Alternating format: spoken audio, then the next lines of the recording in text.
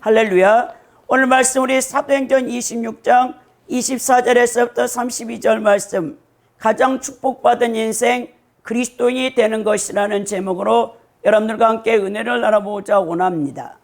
이제 바울이 미결스의 신분으로 로마로 가게 된 배경이 계속되어서 기록되고 있는 부분으로서 예루살렘에서의 바울 체포 및 로마로 가기까지의 유대인들의 거듭된 바울 고소와 그에 따른 바울의 변론에 대해서 기록하고 있는 사도행전 21장 17절에서부터 26장 32절의 그 종결 부분에 해당하는 부분입니다.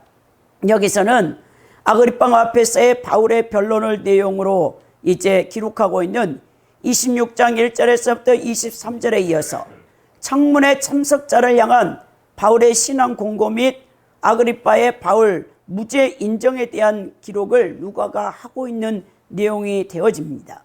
이 바울의 그 모든 이제 변론을 들어보고 그 옆에 있던 이 신임 로마에서 총독 베스토가 깜짝 놀라서 바울아, 네가 너무나 많은 학문으로 말미암아 너의 지식으로 말미암아 네가 미쳤구나라고 소리를 치는 거예요. 왜 이 베스토 총독, 이방인인 로마 총독이 이 바울의 그 변론하는 내용, 바로 유대교의 이제 그 내용이라고 생각했는데, 그 유대인들이 이 종교 지도자들이 바울을 고소해서 사형을 시키려는 그 제목을 가만히 들어보니까 죽은 자가 살아났다고 하는 거예요. 예수 그리스도의 부활을 증거하니까 이 로마가 원래 다신교거든요. 그래서 이 범신론 다신교에 이 많은 신들을 섬기고 있는데, 유대 종교 지도자들이 이제 타격으로 하고 있는 이 바울이라는 자가 무슨 말을 하는가 들었더니, 이 나사렛에 예수라는 사람이 있는데 그 예수가 십자가에서 못 박혀 죽였는데 그 사람이 사흘 만에 장사되어 무덤에 들어갔는데 다시 살아났다고 얘기하니까, 얘가 제정신이 아니구만, 미쳤구만. 여러분, 오늘날 이런 얘기는요, 우리가 전도를 해보면 알아요. 우리가 예수 그리스도를 이 세상 사람들에게 증거하면 우리 보고 미쳤다고 하는 거예요. 어떻게 죽은 자가 살 수 있단 말이냐. 그리고 승천했다고 하니까, 부활한 몸을 가지고 하늘로 다시 올라갔다는 것을 증거할 때 이 세상 사람도 여러분 미쳤다고 생각하는 겁니다. 헬라는요 굉장히 철학이 발달했어요. 그 철학은 플라톤, 소크라테스, 플라톤, 아리스토텔레스, 이 헬라의 3대 철학자들이거든요. 철학이라는 것은 인간의 이성, 지성을 사용해서 굉장히 논리적인 이 학문의 체계입니다. 그러니까 이 합리성, 인간의 논리와 이성에 맞지 않는 것은 헬라 철학에서는 다 배제하는데, 이 로마의 또 헬라의 합리적인 사고 방식을 통해서 이 베스토 같은 사람은 부활을 인정할 수 없다는 거예요. 그 역사적인 사실로 그것을 받아들일 수 없다라는 것입니다. 사실 여러분, 영적 분별력이 없는 이 세상의 사람들, 영이 죽어 있는 아담의 온죄가 유전되어져서 이 태어난 세상 모든 사람들은 영이 죽어 있거든요. 이 죽은 영을 갖고 있는 사람들은 죽었다 깨어나도 우리가 복음을 증거하면 받아들이지 않는 이유가 바로 거기에 있는 거예요. 그러니까 예수 그리스도를 전할 때 미쳤다고 하는 것이 생각하는 건 당연한 겁니다. 때문에 바울은 십자가의 도가 멸망하는 자들에게는 미련한 것이나 구원을 얻는 우리에게는 하나님의 능력이 된다라고 고린도전서 1장 18절에 선포하는 이유가 있는 거예요. 한편 바울 사도는 이 신임 베스토 총독의 비난에 아랑곳하지 않고 자기 말을 이해할 수 있는 아그리파 왕, 분봉왕이잖아요. 아그리파 왕에게 복음으로 결단할 것을 요구합니다. 바울의 이러한 모습은 죽음을 두려워하지 않고 복음을 전했던 그의 열정을 잘 대변해 주고 있는데, 자신이 뭐라고 말하냐. 여기에 있는 나를 지금 신문학교에서 청문회에 참석해 있는 이 모든 사람들, 유대 종교 지도자들과 베스토 로마의 신임 총독과 그리고 아그리파 왕과 그의 여동생 베니게와 그 모든 자들에게 하는 말이, 여기서 내가 이 쇠사슬에 묶여있는 결박된 것 외에는 당신도 다 나와 같이 예수 그리스도에 미친 사람이 되어졌으면 좋겠다라고 선포하는 거예요. 여러분, 바울사도가 얼마나 성령 충만합니까? 여러분들이 오늘날 이 대통령궁실에 용산에 이 청빙이 됐어. 그러니까 초대가 됐어. 거기에 정치인들, 우리나라의 300명의 국회의원들 앞에서, 그리고 대통령 내에 앞에서, 그리고 그 높은 지위에 있는 사람들 앞에서 여러분들이 바울사도와 같이 당신들도 다 나와 같이 되기를 원한다. 예수 그리스도를 믿어서 이렇게 나처럼 예수께 미치기를 원한다라고 전할 수 있는 사람이 얼마나 되겠습니까? 여러분, 그 한기총회 총회장이라는 대표 목사님도 여러분 대통령과 정치인들 앞에서 복음을 쉽게 전할 수 없단 말입니다. 그만큼 여러분 세상 권세자들 앞에서 복음을 전한다는 것은 이 당시엔 더하겠죠. 로마의 이 속국인 팔레스틴 땅의 제수가 로마의 그 총독 앞에서 목숨을 내놓고 복음을 증거하는 이 바울사도, 성령 충만하지 않고서는 이게 가능하지 않다는 말입니다. 그러면서 그가 할 수 없다. 가만히 다 청문회를 들어보니까 죄는 없는 것 같다라고 무죄 판결이 났어요. 이게 벌써 5번째 무죄 판결입니다. 그런데도 이제 가이사, 로마에 있는 가이사 황제에게 상소를 올려놨기 때문에 어떻게 할 수가 없다. 우리가 로마로 보낼 수밖에 없다. 아까운 인물이다. 그리고 이제 이 청문회가 끝이 나는 내용으로 되어 있습니다. 저는 오늘 이 말씀을 통해서 세 대지로 말씀을 여러분들과 나눠보고자 원하는데요. 첫째는 하나님의 능력이요 지혜인 그리스도께 사로잡힌 인생이 어떠한가. 바울의 사도의 그 모습을 통해 24절에서부터 25절 말씀을 함께 살펴보고요.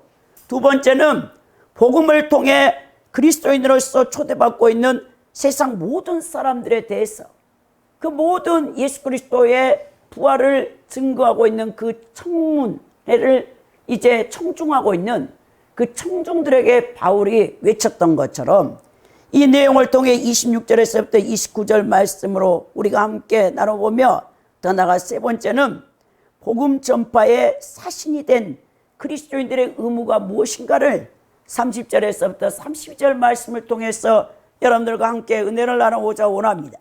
먼저 첫째, 하나님의 능력이요 지혜임 그리스도께 이제 사로잡힌 인생이 어떠한 인생인가를 함께 나누고자 원하는데요. 먼저 오늘 24절에 바울이 이같이 변명함에 베스토가 크게 소리내어 이르되 바울아 내가 미쳤도다. 내 많은 학문이 너를 미치게 한다라고 이 베스토 총독이 외치는 거예요. 왜 바울아 내가 미쳤도다라고 이방인 총독이 외쳤습니까? 바로 바울 자신은 예수 그리스도의 고난과 부활을 전했다라는 것이죠. 그리고 아그리파 왕 앞에서 자기의 분봉왕 앞에서 변론을 끝맺었습니다. 이 얘기를 다 듣고 그 청중들의 반응 가운데 가장 극렬한 반응을 일으키는 사람은 이 로마의 이 팔레스타인 속국의 총독으로 부임한 신임 베스토 총독이 외치는 거예요. 야 미쳤다 미쳤다 헛소리 그만해라 헛소리 그만해라 하고 있는 거죠. 죽은 사람의 부활, 부활하신 예수와 바울이 나오는 이 대화에 관한 이야기를 도저히 인정할 수 없다는 거예요. 바울 사도가 나도 우리 유대 종교 지도자들처럼 최고의 랍비 학교에서 가말리엘에서 내가 최고 수제자였고 우리 모든 종교 지도자들 그리고 우리 백성들이 나를 다 안다. 최고의 랍비가 될 후보자였다라고 자기를 증거하면서 그런데 내가 대제사장의 공문을 가지고 다메섹 도상 이방성까지 달려가서 예수를 믿는 이 이단들을 잡아 죽이려고 핍박하려고 가는 도중에 갑자기 대낮에 정오야. 오전 12시 지금 얼마나 태양이 뜨겁습니까? 갈수록 우리 기후 이상 변화로 인해서 밖에 나갈 수도 없어요. 지금 비가 와서 그래마 시원하지. 근데 그 정오에 햇빛이 아니에요. 햇빛하고는 비교가 되지 않습니다. 이것은 이제 중세나 이제 신비신학에서는 빛의 신학이거든요. 신시메온 학자인 시메온 같은 사람은 빛의 하나님을 얘기하는데, 이 빛은 인간의 눈을 멀어버리게 합니다. 하나님의 거룩한 빛 앞에 죄인된 인간이 꼬꾸라진단 말이에요. 바울사도가 그 당시에 말을 타고 열심히 대제사장의 공문을 가지고 가는데, 햇빛보다 더 밝은 빛이 와서 바울의 눈이 멀어져서 그가 말에서 떨어졌어요. 꼬꾸라진 겁니다. 그때 음성이 들려오는데, 사울아 사울아 내가 어찌하여 나를 박해하느냐라고 음성이 들려와요. 하나님의 형상이 없는 분이라서 빛으로 나타나신 거죠. 부활하신 예수 그리스도께서 바울에게 말씀합니다. 사울에게. 그러면서 주여, 바울의 영이 여러분 대답을 하는 거예요. 주여 누시오니까 나는 네가 박해하는 예수라 라고 말씀하는 거예요. 여러분, 그래서 기독교는 체험의 종교입니다. 여러분들의 일생 예수 그리스도를 믿는다면서도 예수님을 만난 적이 없는 사람은 증인이 될 수가 없어요. 증인이 뭡니까? 마르투스인데, 마르투스는 순교자라는 거예요. 내가 믿는 예수가 이런 분이다라고 여러분들이 모든 사람들에게 선포하며 증언하며 전도할 수 있으려면 반드시 여러분들은 살아계신 예수 그리스도를 만나야 됩니다. 예수 그리스도를 만난 자와 예수 그리스도를 만나지 못하고 음성도 한번 들어본 적도 없고 기도의 응답도 한번 들어본 적 없는 사람이 어떻게 예수님을 목숨을 내놓고 증거하겠습니까? 자, 그래서 기독교는 체험의 종교인데, 그러면서 자, 사울아 내가 너를 선택했다. 이방인을 구원할 수 있는 이 선교의 도구로, 복음 전파자로, 복음 전도자로 내가 너를 불렀다라고 이제 바울이 소명을 받는 그 장면이 사도행전 9장에 나와 있는 거 아닙니까? 지난 주일에도 제가 함께 여러분들과 말씀을 나눈 내용인데, 자, 그래서 바울 사도가 그 예수 그리스도 앞에 사로잡힌 것, 3일 동안 금식하고 그가 눈이 멀어서 있는데, 그 다메섹 도상의 평신도 지도자인 아나니아를 예수님이 부릅니다. 그러면서 아나니아야, 지금 어디에 사울이라는 청년이 눈이 멀어서 식음을 전폐하고 있으니 네가 가서 안수할 때 그 눈에 비늘이 벗겨질 것이고, 그리고 내가 성령 충만함을 주어서 그를 어떻게 들어 사용할 것인가를 다 얘기해 주는 거예요. 아나니아 사도, 이제 아나니아가 가서 바울을 안수하니까 이 비늘 같은 것이 눈을 멀게 했던 이 율법으로 말미암아 잘못된 유대주의의 그 장로들 전통의 잘못된 신학의 근거에서 그 인식력이 잘못되어 있는 것이 벗겨지면서 정말 예수 그리스도가 어떤 분인가를 하나님께서 가르쳐주며, 더 나아가 즉시 바울이 이 해당 자기 유대 민족들이 안식일 날만 모여서 하나님 앞에 예배드리는 그곳에 가서 너희들이 십자가에 못 박혀 죽인 예수 그리스도께서 우리의 메시아라고 선포하니까 그때부터 자신의 동족 유대인들에게 적이 되는 거야. 온수가 되는 거야. 아무리 자기 민족을 구원시키려고 복음을 전해도 듣지 않으니까 그가 자신의 발에 먼지를 떨어버리고 어디로 가냐? 이방인들로 향해 가는 거죠. 그래서 그가 3차 세계 전도 여행을 통해서 가는 곳곳마다 교회를 세우고 제자들을 세워놓고 그가 다시 예루살렘 자기의 모교회로 돌아와 자기 하나님 앞에 성전에 가서 오순절을 맞이해서 예배드리려고 할 때 그 유대 종교 지도자들이 바울 사도를 모함해 가지고 이렇게 재판에 걸린 거 아닙니까? 그 내용을 우리가 이미 다 살펴보았고요. 자, 이제 그가 이 실제적인 환상과 계시를 들었다는 이야기를 듣고 제정신이 아니다, 미쳐버렸어. 정신의학과에서 이것을 현대의학에서 바울같이 이렇게 말하는 사람을 조현병이라고 해요. 조현병이면 정신이 나가버렸다는 거예요. 여러분, 정신병이 참 많아요. 오늘 현대 21세기의 특징은 날이 갈수록 정신병자가 많아. 그래서 여러분 길 같은 데 가서 묻지마 살인을 막 해. 막 자신이 분노에 우울증에 사로잡혀 있다가 집에서 방콕하고 있다가 분을 못 이겨가지고 칼을 들고 가서 막 그냥 자기하고 아무 관계도 없는 사람을 다 찔러 죽여. 이런 정신병자가 지금 너무나 난무한 것이 이 사회병폐 현상입니다. 특히 부모들이 자녀들을 안 돌봐요. 오늘 다 맞벌이에 그 일을 하고 자녀들을 어릴 때부터 어머니가 3개월만 되면 어린이집에 갖다 놔. 타가소같이. 그래가지고 아이들이 정서가 부족해. 어머니와 애착관계 형성이 안 되면요, 커서도요 그 문제를 일으켜요. 자녀들이 아주 불안해. 심리가. 그런 자녀들을 계속 또 학원으로 돌려. 부모는 계속 돈 번다고 맞벌이 해가지고 서로 돈 벌러 가면서, 그래가지고 이제 그 아이들이 자라나게 되면 사춘기를 거쳐서 그 아이들이 성인이 돼도 이 사회에서 제대로 구성을 정서의 불안정 때문에, 그리고 우리나라 사회가, 우리나라 학교의 시스템이 얼마나 경쟁사회입니까? 1등이 아니고서는 여러분 견딜 수가 없어요. 모두가 부모들이 맞벌이 갖고 자녀 한두 명 나가지고 뭐하냐? SK. 여러분, 그 명문대를 보내고자, 그것도 의사를 만들고자 오네. 오늘 이 부모들이 잘못된 교육으로 말미암아, 가정교육으로 말미암아 이 청소년들, 청년들이, 대학생들이 또 그들이 성인이 돼가지고 다 정신병을 앓게 되는 이 사회병폐를 낳게 된단 말입니다. 오늘 이렇게 조현병에 걸렸다라고 외치면서 내 많은 학문이 너를 미쳤다라고 베스토 총독이 상식적으로 납득이 되지 않는 말들을 하고 있다라고 막 간주해 버리는 거예요.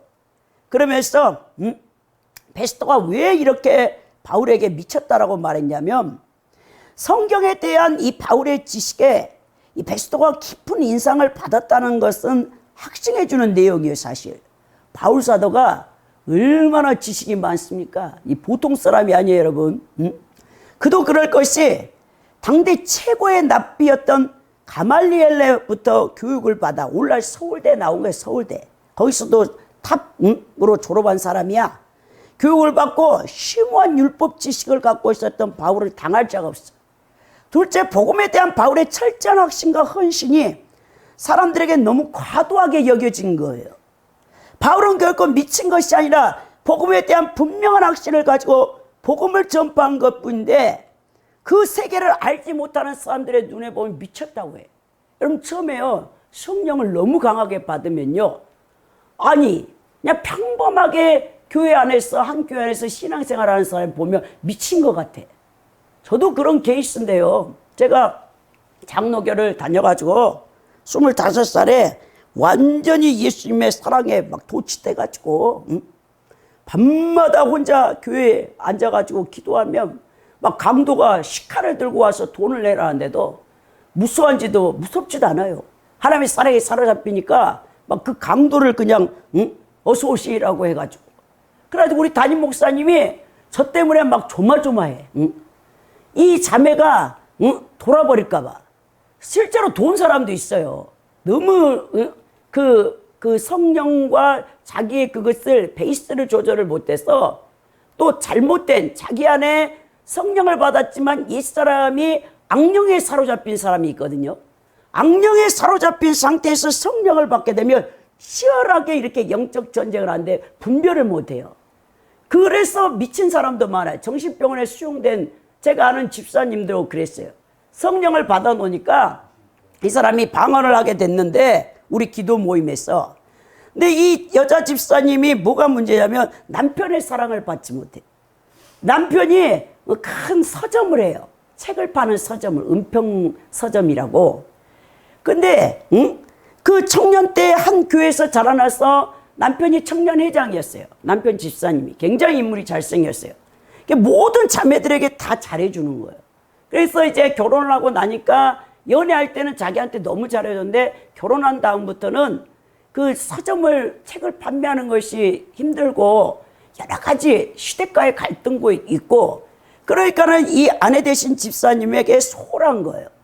그리고 또 시어머니가 굉장히 시집살이를 시키니까 여기서 마음에 상처를 굉장히 여린데 그 집사님이 받아놓은 거예요. 근데 우리 기도 모임에 와가지고 성령을 받고 방언을 받았는데 그때부터 완전히 가버린 거야.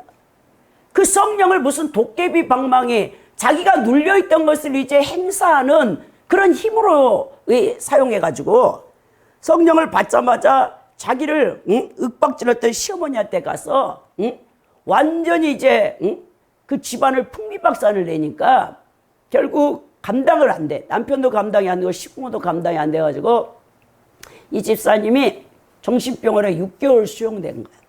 너무 안타까운 일이 있었다니까요. 이런 케이스도 있습니다, 사실. 또 너무 성령 충만해가지고 세상에 거룩거룩하는 충신교회에 여러분 그 거룩거룩하는 그 한남동 용산에 있는 충신교회 교회에 한 여자 집사님이 막 예배 시간에 담임 목사님이 설교를 하고 있는데 그 몇천 명 앉아있는 데서 혼자 일어나갖고 춤을 덩실덩실 추면서 제정신이 아니잖아요. 기도원 가면 그런 사람 많습니다. 여러분 성령 잘못 받으면요, 그 악령이 잡고 있는 사람이 성령 잘못 받으면 미쳐버려요. 그게 굉장히 여러분 이게 정말 영적인 것이 알면 알수록 사실 두려운 세계인데 우리는 막 그걸 원해. 근데 잘못하면요 완전히 제정신 아닌 사람도 많아. 그래서 이렇게 저보고도 미쳐버릴까 봐 우리 담임 목사님이 얼마나 두려워했는지 몰라. 매일같이 잠도 안 자고 교회만 오지. 새벽 3시면 거기다가 맨날 갔다가 헌금을 갖다가 막 드릴 것이 하나님 앞에 돈밖에 없어요. 제가 그때 직장생활 하니까. 그래가지고 무슨 신앙 훈련 받는 것도 아니고 그냥 뭐 교회 뭐 봉사할 줄도 어쩌도 모르고 매 토요일마다 전도지 갖고 가가지고 거기 회기역이었으니까 회기역 앞에 가서 경희대생들 앞에 지나가면 외대생들 앞에 지나가면 막 전도지 돌리고 혼자 누가 시키지도 않아. 뭐 담임 목사님이 전도회란 말도 안 해. 그래서 늘 회기역 앞에 한 여자 분이 계셔요. 아이 둘 데리고 남자아이 둘 데리고 부산에 살아가지고 그 분이 튀김집을 하고 있는데 매일같이 거기 직장 갔다 와서 교회 가기 전에 거기 앉아가지고 그분을 1시간씩 그분의 하소연을 들어줘. 25밖에 안 된 처녀가 튀김 2,000원어치 시켜놓고 그걸 2년 반을 그렇게 하고 있는 거야. 그래 그분을 내가 전도하고 우리 교회에다가 앉혀놓고 하나님이 내 교회를 떠나라고 해가지고 내 여기들 순복음교회로 그렇게 간 거 아닙니까? 그때 나중에 그분이 권사가 돼가지고 하나님이 그 한부모 남편과 이혼하고 아들 말도 안 들어 애들 다 학교 그만뒀어. 중학교도 사춘기 심하게 알아가지고 공부도 안 다니고 깡패들하고 어울려 다니면서 가진 아이들이 그렇게 방황하는 아이들이 제가 나중에 해기역에 가니까 그분이 그 제가 잘 알았던 빌립보 교회에 수석 권사님이 돼가지고 하나님 물질 축복을 얼마나 줬던지 그 교회의 재정을 다 감당해가지고 그 교회가 지금 창동 지역으로 이제 그 우리 담임 목사님이 원로 목사님이 되시고 이제 지방에서 사역하고 있던 젊은 40대 목사님이 오셔갖고 그 교회를 인수해가지고 청년들이 부흥돼가 청소년들이 부흥돼가지고 교회가 이 창동 쪽 도봉구로 옮겨가면서 해기역에서는 없어졌는데 그 원사님이 그렇게 신실하게 했더니 그 말씀 피운 두 아들 있잖아요. 중학교 졸업도 안 했거든요. 근데 그 자녀들이 늦게 검정고시를 하고 공부를 다 해가지고 공무원이 다 돼가지고 며느리를 엄청 잘 얻어가지고 하나님 앞에 그렇게 헌신 충성을 하니까 다 자녀들이 잘 돼가지고 손주 손녀를 두고 그렇게 잘 되어 있더라니까요. 그래서 여러분 하나님을 섬기다가 망한 사람 없고 하나님 앞에 물질 들여서 여러분 가난하게 사는 사람 없다니까요. 우리는 근데 그걸 하는 것을 두려워하는데 오늘 여러분 베스토가 그 얘기를 해줍니다. 그래서 25절에 바울이 뭐라냐. 이르되 베스토 가까이 내가 미친 것이 아니오 참되고 온전한 말을 하나이다 라고 말합니다. 나는 미치지 않았습니다. 나는 정말 예수 그리스도를 만난 사람입니다. 여기 있는 분들도 다 예수 그리스도를 믿고 나같이 되십시오라고 지금 여러분 그가 외치면서 말을 합니다. 오늘 이 모습을 볼 때 여러분 우리는 예수님의 매니아가 돼야 돼요. 매니아가 돼. 예수한테 안 미치면요 다른 거에 미쳐. 여러분 사람은 그렇게 돼 있어요. 사람 안에 에피드미아라고 여러분 욕망이 있어요. 욕망, 디자이어. 그래서 이 디자이어가 타락한 옛사람에서 나오는 이 욕망은 죄를 짓는데 그걸 써. 어떤 사람은 술을 계속 먹고 알코올 중독자가 돼. 어떤 사람은 여러분 도박 중독자가 돼. 도박 중독자. 아주 그 도박이라는 것은요, 손가락 자르면 발가락으로 한다는 것처럼 도박 중독자 못 헤어납니다. 여러분, 오늘 사람들은 미쳐 사는 거예요. 현대인들은. 예전에 90년대, 2000년대에 유명했던 K-팝의 선두주자라고 할 수 있는 서태지와 아이들이라는 그룹이 있었어요. 그들이 나와서 센세이션을 일으켰는데, 그 서태지의 노래 가운데 울트라맨이라는 게 있어요. 울트라맨. 이 울트라맨이 뭐냐면 울트라 매니아야. 매니아라는 건 뭡니까? 중독자라는 거야. 중독자. 여러분, 이 노래 가사에서 뭐랍니까?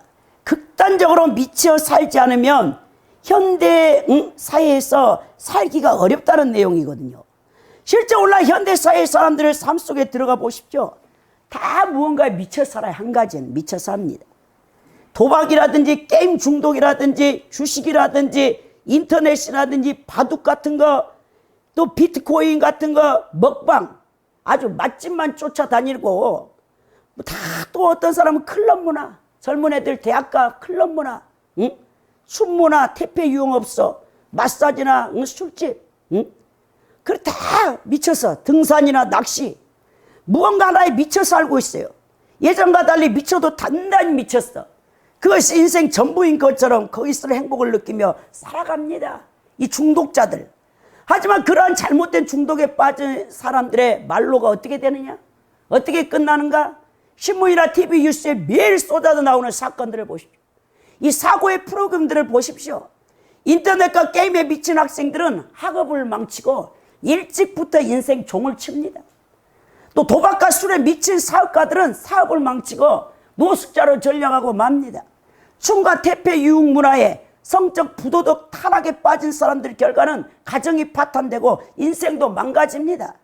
이러한 비정상적인 것들에 매니아가 되어 인생을 끝장주의로 매일 하루 쾌락을 위해 살아가는 사람이 얼마나 비참합니까? 얼마나 많습니까? 이 현대 사회에서. 이에 비해 오늘 바울 사도는 예수님과 복음에 미쳐 있어요. 예수님과 복음에 미친 사도 바울의 인생을 한번 평가해 볼까요? 그가 어떤 가정을 파탄시켰습니까? 사회적으로 피해를 끼쳤습니까? 아니라는 것이죠. 그의 삶은 위대한 사도로서 하나님께 인정받았을 뿐만 아니라 2000년 기독교 교회사 가운데 가장 존경받고 칭송받는 사도로서 명예를 얻게 되었다는 것. 아마도 천국 예루살렘 성의 명예 전당에 바울 사도의 행적이 가장 빛나는 업적으로 기념관이 세워져 있다고 저는 생각합니다. 헐리우드에도 영화배우들, 여러분 유명한 영화배우들 그 손이나 발을 도장 찍은 여러분 그런 관이 있잖아요. 그가 복음을 증거하여서 로마 세계에 얼마나 놀랍도록 변화를 시켰는가. 예수님께 미친 그의 생애는 시대와 공간을 뛰어넘어 오늘날 모든 세계 수많은 기독교인들에게 감동을 주고 있습니다. 신약 27권 중에 14권을 집필하여 이 전형교회사 속에서 성도들에게 기독교 신앙의 교리와 삶의 지침서를 제시할 뿐만 아니라 수천만의 기독교인들을 세워주고 바른 신앙생활을 할 수 있도록 이런 위대한 성경의 말씀을 기록한 사람입니다. 우리가 예수님께 미친다는 것은 바로 바울과 같은 이러한 귀한 삶이요 후회 없는 인생을 살다가 죽을 뿐만 아니라 다시 영생을 얻게 되는 최고의 값진 인생을 살다 간다는 사실을 여러분 잊어서는 안 된다는 거예요.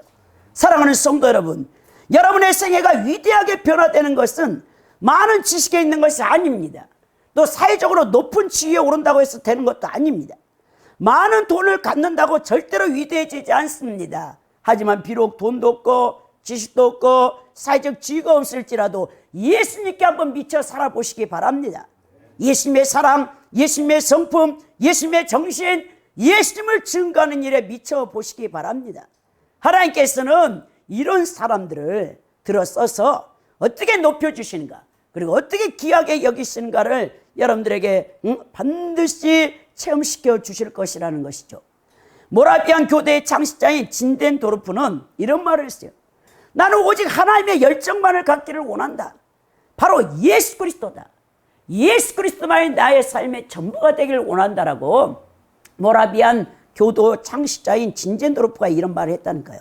그러므로 여러분, 이제부터 쓸데없는 일에 인생의 시간을 낭비하지 말고 예수님 복음을 증거하는 일에, 예수님의 몸된 교회에 봉사하는 일에 예수님을 닮아가는 데 힘써 보시기 바랍니다.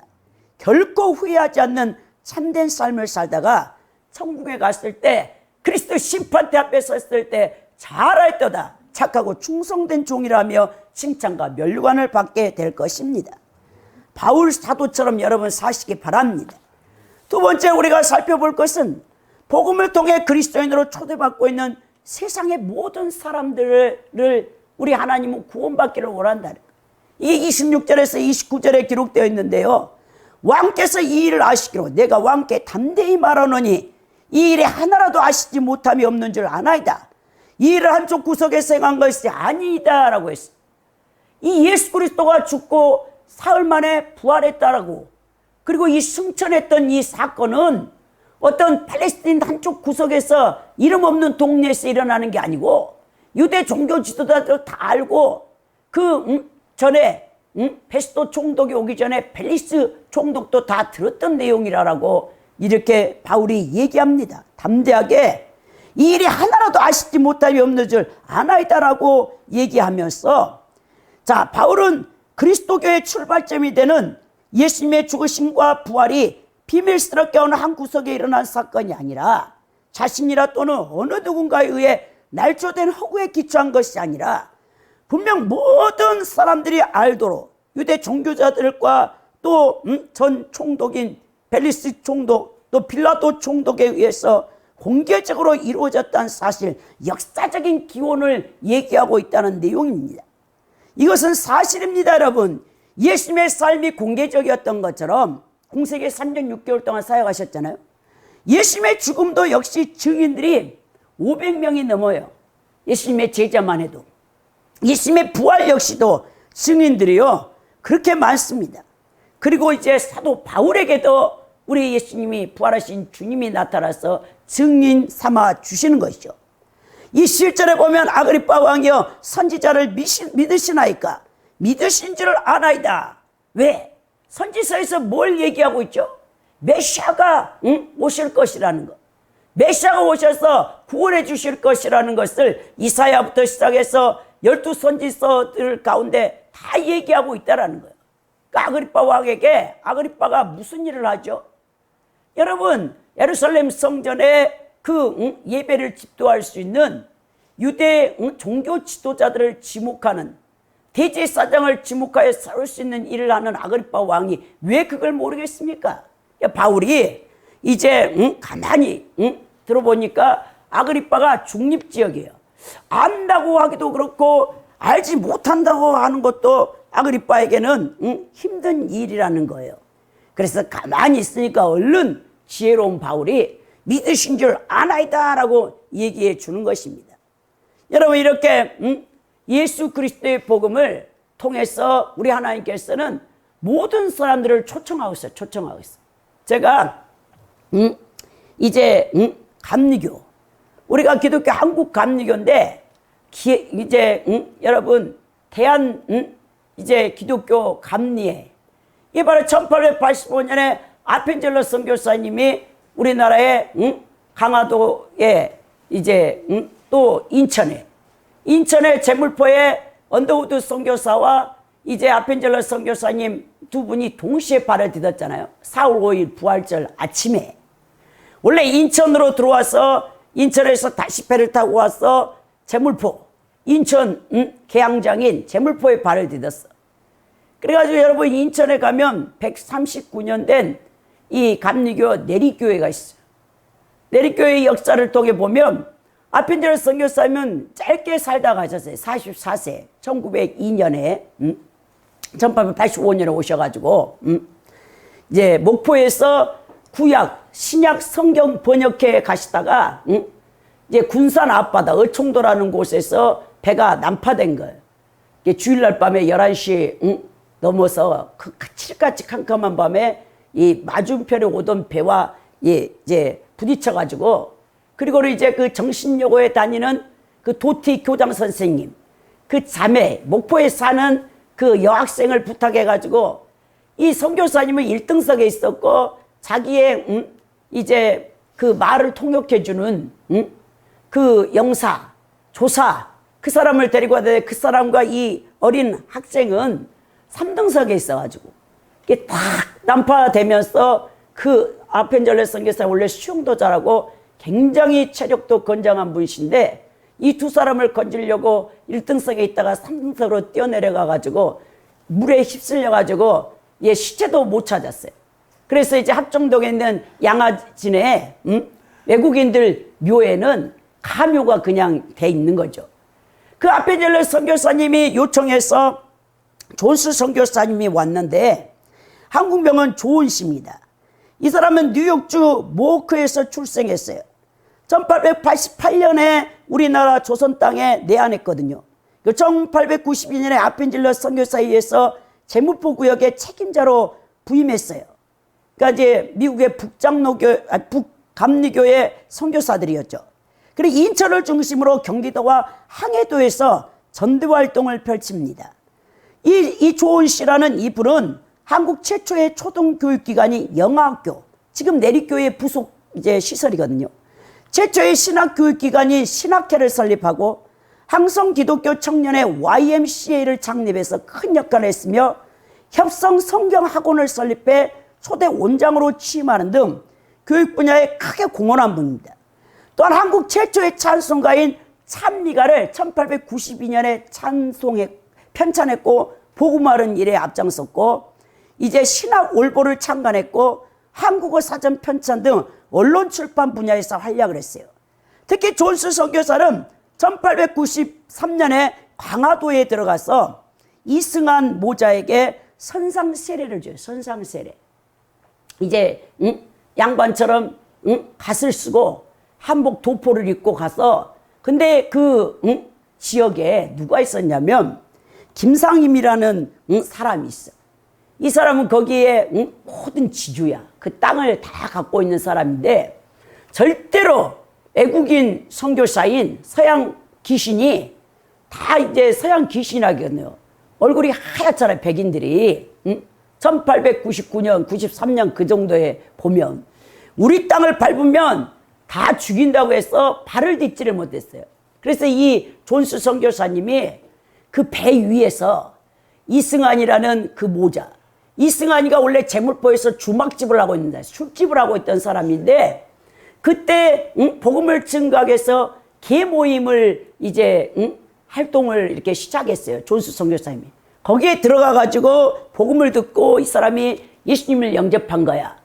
근데 이제 세례를 받는 것을 굉장히 꺼려해. 왜냐하면 강화도에 계시는 어머니, 연로하신 노모가 있고 그리고 모모보다 자기가 먼저 천국 갈 수 있는 티켓인 세례표를 받는 것은 아닌 것 같아. 우리나라에 이렇게 조선 유교 사상에 효사상이 있잖아요. 그래서 어머니 때문에 걸리고 자기가 또 술집을 하고 있어. 주막집을. 이거는 하나님 믿는 백성으로서 아닌 것 같아. 그래서 세례를 미루다가 주막집을 다 인천 제물포에서 정리하고 자기 집으로 돌아와. 강화도로 다시 와서 어머니를 모시고 농사를 짓고 있다가 어머니에게 복음을 전하니까 어머니가 예수 그리스도를 믿는다고 하니까 존스 선교사님한테 오라고 했어요. 세례를 베풀게. 네, 그분이 딱 배를 타고 나룻배를 타고 왔는데 그 마을에 김상임이라는 초시 영감이 있어. 훈장이고 이 사람은 40세에 장원급제를 했는데 후학들을 기르기 위해서 이렇게 이제 그 벼슬 직급을 받지 않아요. 그 사람이 이제 여러분 하니까 결국 거기서 발을 내딛지 못하고 배 위에 올라오라고 해가지고 선상세례를 주는 거예요. 배 위에서 그 모자 이승환 나중에 그 사람이 권사가 되고 나중에는 그 사람이 매서인이야. 매서인이라는 것은 예전에는 성경책을 돈을 주고 쪽복음을 다 팔러 다녀. 종이가 귀한 때 아닙니까 우리나라 조선 후기에. 그러니까는 이걸 팔러 다니면서 복음을 증거하는 사람이 되어져서 최초의 우리나라 감리교 신자가 됐어요. 그 두 부자가. 근데 이 김상임이라는 이 양반이 가만히 보니까 이 사람들이 보통 사람들이 아니야. 예수를 서양의 오랑캐 종교를 이 받아들였다는데 너무 생활이 건전한 거는 그걸 지켜보고 있다가 존스라는 그 선교사님을 자기한테 한번 데리고 오라 하니까 이 존스 선교사님이 도포와 양반 선비 다 갓을 쓰고 와서 형님하고 엎드리니까 거기서 마음문이 활짝 열렸어요. 그래가지고 성경 한문으로 쓰여진 성경책 쪽복음을 보고 거기서 예수님을 믿게 됐어요. 근데 이 김상임이라는 사람이 돈이 많은 지주야. 그래서 이 사람이 교회를 세운 거예요. 그래서 이제 강화도에 최초로 그곳에 여러분 교회가 세워집니다. 그 교회를 통해서 이제 그 얘기가 이제 시작되니까 박능이라는 사람이 이 김상임 이 초시 양반과 친구야. 근데 감히 어떻게 내 친구가 저런 근본도 없는 서양 종교를 받아들였다고 막 따지러 왔어. 이 홍이마을의 유학자이자 서당 훈장이었던 박능이가 자신의 친구인 김상임 초씨한테 기독교로 개종했다는 소문을 듣고 분개하여 따지러 왔다가 김상임을 통해서 복음을 듣게 된 거예요. 그래가지고 자기가 개종을 해. 하나님 말씀에 순종하였어요. 그 사람은 여러분 박능일이는 이 김상임하고는 비교도 안 된 지주야. 얼마나 많은 땅을 갖고 있는데 강화도 거의 절반이 자기 땅이었어. 근데 갑자기 이 사람이 쪽복음 마태복음 18장에 보니까 달란트 비유가 있었어요. 1만 달란트 빚진 자가 100달러를 빚진 자를 탕감받고 가다가 길거리 만나서 멱살을 잡고 너 돈 갚아. 안 갚으면 죽인다라고 그 얘기가 나왔잖아요. 불의한 그 종 이야기. 그걸 듣고 밤새 잠이 안 와. 아, 내가 많은 빚진 자들의 빚을 탕감해야겠다. 종들의. 그래가지고는 그 사람들을 다 불러다가 너희들 나한테 빚진 문서 다 갖고 와. 빚 문서가요. 마당에 하나가 득 써야 돼. 그거를 그 자리에서 다 태워버린 거예요. 이 박능이라는 사람이. 그리고 자신의 재산을 다 내와서 거기에 홍익교회를 세우고 홍익교회.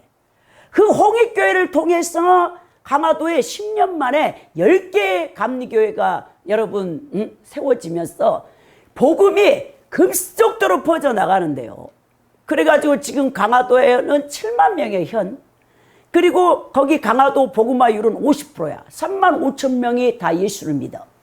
그러니까 그 사람들이 한 사람이 하나만 전도하면 강화도 7만 명은 전부 성지화가 돼버리는 거예요. 근데 놀라운 것은요, 강화에 여러분 2년 되어졌는데 역사 박물관이 세워졌어요. 이 100명의 강화도는 여러분 1963년까지 영국 성공회와 감리교회만 들어간 거예요. 교파가 딱 2교파밖에 없었어. 지금 감리교가 여러분 150개의 교회가 있어. 그리고 이제 나중에 그 이후로 순복음 뭐 성결교 장로교가 들어가서 침례교가 들어가서 있는데, 여러분 이 얘기를 들어보면 이 홍익교회 사람들이 그렇게 열심으로 복음을 증거하는데, 그때는 우리나라 다 여러분 흰 도포 옷을 입잖아요. 사실 백이민족이라 해갖고. 근데 이 홍익교회 성도들은 뭐냐면 검정 옷을 입었어. 왜 검정 옷을 입었냐? 나 같은 지인이 어떻게 흰 옷을 입을 수 있냐 해갖고, 그 홍익교회 다니는 사람은 박능일 그 양반부터 시작해서 다 검정 옷을 입으니까 그때 사람들이 손깍질하고 검은 개떼들이다, 검은 개떼들, 그렇게 욕을 하고 조롱을 했어요. 근데 그들은 아랑곳하지 않았어. 그들은 검은 개떼라고 그리스도인이라는 것을 확실하게 증거해, 옷을 입어가지고. 근데 어떻게 그냥 함부로 살겠습니까? 오늘 우리는 교회를 다니는데도 서양 사람들을 세상에 나가가지고 그리스도인인지 예수를 믿는 사람인지 예수를 믿지 않는 사람인지 전혀 몰라. 그러니까 맘대로 살아. 언행심사가 엉터리야. 행함이 없어. 말씀은 머리에 있고 이 머리에 있는 말씀이 내 가슴까지 한 뼘밖에 안 되는데 내려오지 않아. 엉터리. 예수쟁이들이 없어. 근데 이 홍익교회 성도들이 전부 이런 정말 주를 위해서 살다 가는 것을 보게 되는데, 여러분 놀라운 것은 이 강화도 지역이 왜 이렇게 놀라운 부흥이 있었냐면요, 군수 한 사람이 변했어요. 군수 한 사람. 이 군수 한 사람이요, 원래는 불교 신자야. 강화도의 유명한 전등산을 얼마나 큰 우리나라의 불교 역사를 자랑한 곳인지 몰라요. 그 군수가 처음에 예수를 안 믿었을 때는 그 절에다가 다 지자체 군수장이 강화가 지자체 돈이 5천억이래. 1년 예산이. 절에다가 다 퍼주는 거야. 그래가지고 막 다 문화유적지로 만들었어. 근데 이 강화의 유촌호라는 이 권사님이 그 신실한 불교 신자고 그 사찰을 짓는 그런 사람이 그 강화 군수가 된 거예요. 근데 그분이 강화 기독교 역사 기념관을 건립하는데 지대한 공헌을 했거든요. 2년 전에 이 개관이 되어져서 2년 동안 전국교회에서 6만여 명이 이 강화 기독교 역사 기념관을 왔어요. 강화 지자체의 예산 5천억 가운데서 기독교 역사 기념관이 세워질 수 있도록 그거를 다 후원해 준 거야. 이분이 한 사람이. 원래 여러분 강화 기독교 역사 기념관이 건립된 것은 무당들이 가장 끝발 신기가 강하게 내려온다는 땅터예요. 만이산에도 여러분 그랬잖아요. 우리나라 전국체전할 때 만이산에 봉화봉에 가서 불 덩궈가지고 전국체전에 가서 불 피우는 것처럼 강화에 봉수터가 있는데 그 유촌호 군수가 그 불교 신자였는데 그리고 신내림 받은 그 당산터일 뿐만 아니고 공동묘지였어. 그래가지고 기독교 역사관을 건립하는데 그 땅을 딱 파니까 실체들이 몇만 구가 나냐? 1만여 구가 나왔어. 그래가지고 그걸 다 화장시켜가지고 없앤 다음에 거기다가 멋진 2층용으로 역사 기독교 건립을 했거든. 역사관으로. 그래가지고는 원래는 강화에 100여 명의 목사님들이 모여가지고 이 강화도 지역이 벌써 130년 된 교회들이 있잖아요. 131년 된 홍익교회 그런 교회들이 있으니까 기독교 역사관을 짓고자 원해서 30년 동안 100여 명의 초교파 목사님들이 모여서 기도했어. 근데 그게 이루어지지 않는 거야. 그들의 예산은 30억이 되면 건립할 수 있다고 했는데 돈이 모아지지가 않아. 아무리 헌금을 해도. 근데 우리 하나님이 때가 되니 30년 만에 그 쌓인 기도와 함께 유촌호 이 권사님을 불교의 절에다가 딱 헌신했던 이 사람을 들어서 기독교인으로 변화시켜. 이분이 지자체장 2번을 하고 군수가 2번 돼가지고 기독교 역사 그 박물관을 세워준 거예요. 5,000평. 땅 5,200평에 85억을 들여가지고 한 사람이 이런 일을 하는 거예요. 하나님의 복음은요, 놀라운 역사를 일으킨다라는 것입니다. 그러니까 우리 하나님께서는 우리를 지금도 예수를 모르는 사람들을 우리 하나님이 부르고 있어요. 그러니까 우리가 여러분 때를 얻든 못 얻든 우리는 복음을 증거해야 된다는 것입니다. 하나님은 누구라도 교회에 와서 예수를 만나는 자, 그리고 예수에 미친 자를 들었을 수 있는 위대한 분이라는 사실. 우리 자신이 능력이 있습니까? 우리 자신이 아니에요. 하나님의 능력을 내가 통로로 쓰임받는 도구로 우리 하나님이 쓰기를 원한다는 겁니다. 세 번째는 복음의 사신이 된 그리스도의 의무에 대해서 30절 32절을 살펴보면 이제 28절 때 보면 아그리빠가 바울에게 이르되 내가 적은 말로 나를 권하여 그리스도인이 되게 하라 하는도다 라고 말합니다. 어찌하여 네가 나를 그리스도인이 되게 하려고 하느냐라고 거부하는 거죠.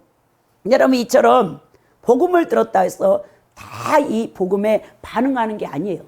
어떤 사람은 거부합니다. 일생을 예수를 안 믿고 지옥 가는 사람들이 더 많겠죠.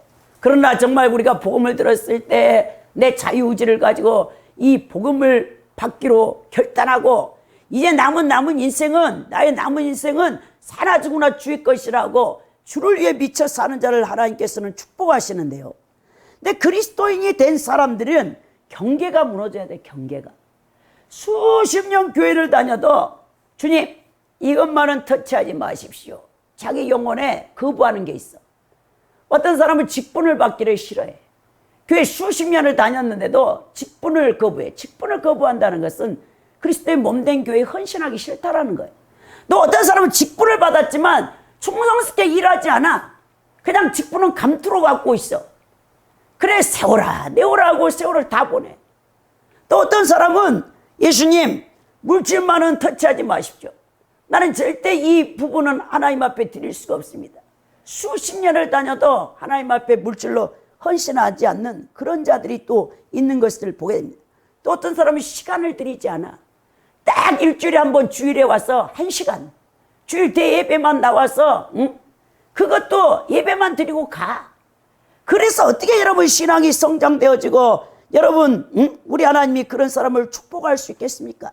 예수님이 뭐라 하셨습니까?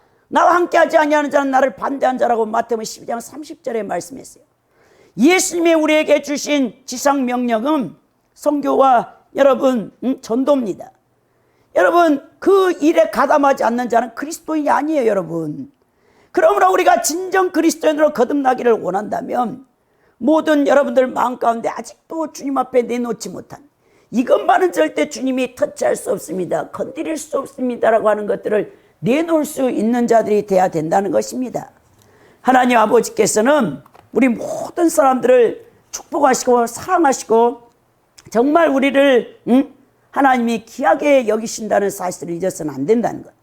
그러면서 바울이 오늘 뭐라 29절에 바울이 이르되 말이 적으나 많으나 당신뿐만 아니라 오늘 내 말을 듣는 모든 사람도 다 이렇게 결박된 것 외에는 나같이 되기를 하나님께서 원하시나이다.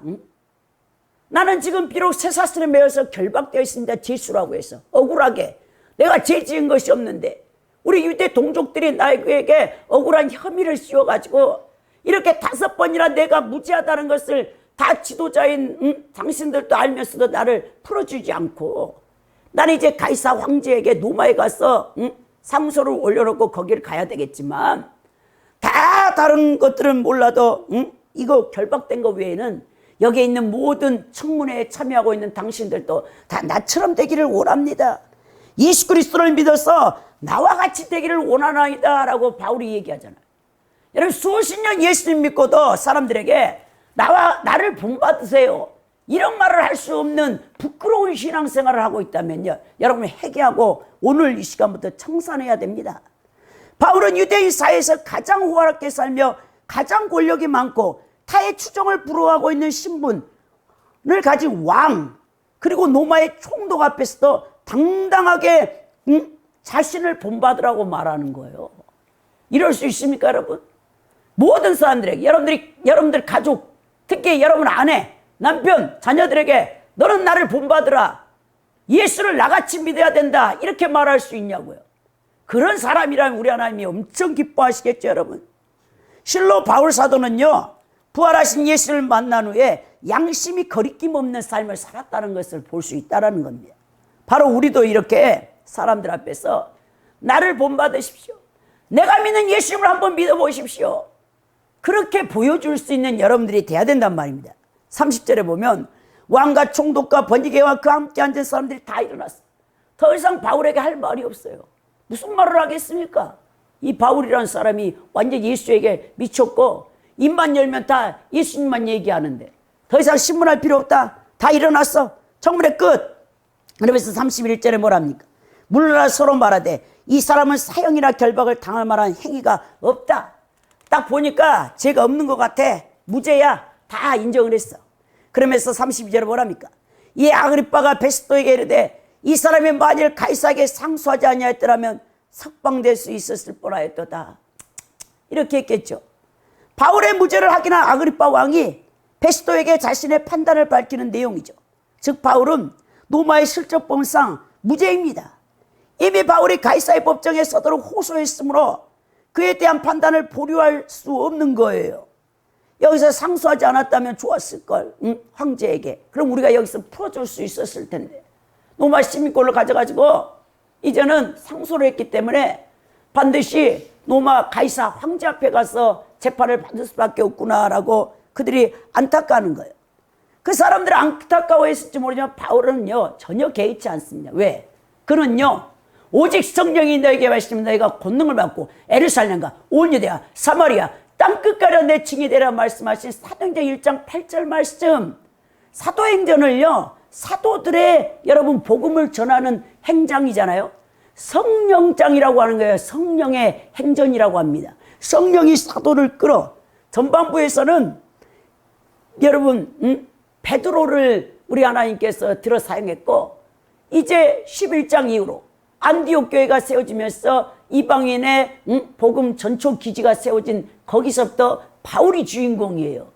바울을 성령께서 어떻게 끌고 가면서 교회를 세우고 제자를 세우고 하나님 나라를 영적으로 확장하는가를 보여주고 있는 장이 바로 사도행전 아닙니까? 의사 누가가 아주 헬라의 능통한 자가 조직적으로 체계적으로 의도에 맞게끔 이거를 편집에 다 쓴 거죠, 사실. 사도행전이. 그래서 이제 바울이 로마에 왜 갑니까? 황제, 가이사 황제를 변화시키면 한 나라, 이 모든 로마로 통한 나라는 패권국가잖아요. 그 당시에 최고의 2000년대에. 이 가이사 황제를 변화시켜야 되겠다. 근데 하필이면 가이사 황제가 그 당시에 누구냐면 네로야, 네로. 제일 사이코 황제가 등극했기 때문에 이 네로가 어떻게 했냐?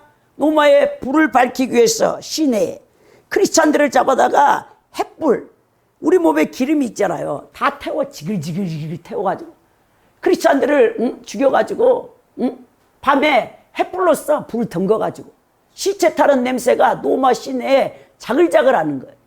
초대 여러분, 크리스찬들은요, 예수 그리스도만이 나의 주다, 키리오스다, 절대 인간 황제인 이 로마의 황제 앞에 나는 숭배할 수 없다 해서 다 잡아 죽여. 콜레세오 5년 경기장에 여러분 일주일 열흘을 굶겨놓은 사자를 풀어버려. 크리스찬들을 거기다가 집어 던져버려. 거기다가 몰아 넣어가지고 막 사자가 그 자리에서 팔 뜯어 물어 사람 다 잡아 죽여버려. 존 폭스의 순교사 읽어보면 눈물이 그렇게 납니다. 왜 우리 하나님께서, 예수님께서는 초대 성도들을 박해를 그렇게 하셨을까? 교회라는 것은 예수님의 피값 위에 세워졌고, 오늘날도 교회가 확장해 나가는 것은, 이 교회라는 것은 피가 흐르고 있어요. 피가. 예수님의 피가. 그것이 바로 교회입니다. 교회.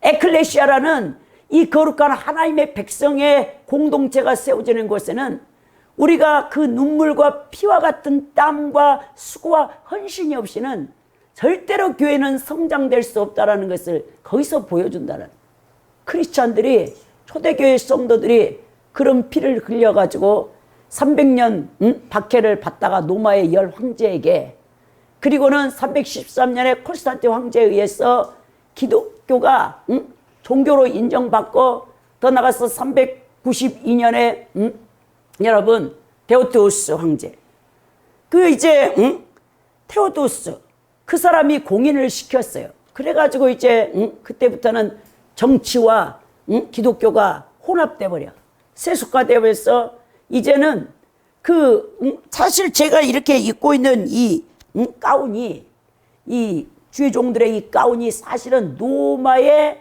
여러분 이교주의 신전에서 사제들이 입는 이 가운이에요. 사실은 그걸 접목시킨 거야, 로마에. 또 원로원들이 입는 그런 옷을 사제복이에요. 사제복. 중세 카톨릭이나 여러분 동방 정교회나 로마 카톨릭 사제들, 교황이 머리에 왕관 쓰고 그걸 다 들잖아요. 지팡이 들고. 이게 다 로마 이교주의 신전에서 제사장들의 이 제복이거든요. 그걸 다 접목시킨 게 기독교에 혼합주의가 돼버린 거지. 그래가지고는 이렇게 왔는데, 지금은 말세 지말에 7년 대환란이 눈앞에 와 있어. 왜 우리 하나님께서는 또 7년 대환란을 통해, 박해를 통해 다 순교시키는 거야?